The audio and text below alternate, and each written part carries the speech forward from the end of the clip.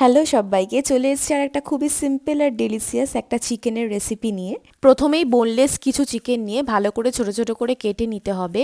তার মধ্যে পরিমাণ মতো গোলমরিচ, কাঁচা লঙ্কা, আদা রসুন কুচনো, একটু কর্নফ্লাওয়ার আর নুন দিয়ে ভালো করে মাখতে হবে।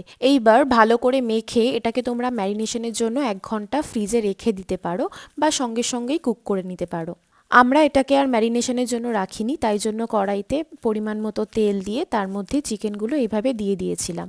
চিকেনটা দেওয়ার পর ভালো করে এইভাবে কুক করতে হবে আর মাংসটা সেদ্ধ হওয়ার জন্য ঢাকা দিয়ে রাখতে হবে, দিয়ে ঢাকাটা খুলে আবার কুক করতে হবে। চিকেনটা কড়াইতে দেওয়ার পর আমরা আর কোনো মশলা অ্যাড করিনি, কারণ ভেবেছিলাম যে খুবই সিম্পল অ্যান্ড নন স্পাইসি একটা রেসিপি বানাবো। তারপরে তার মধ্যে লেবু দিয়ে দিয়েছিলাম আর দিয়ে দিয়েছিলাম কিছুটা ধনেপাতা।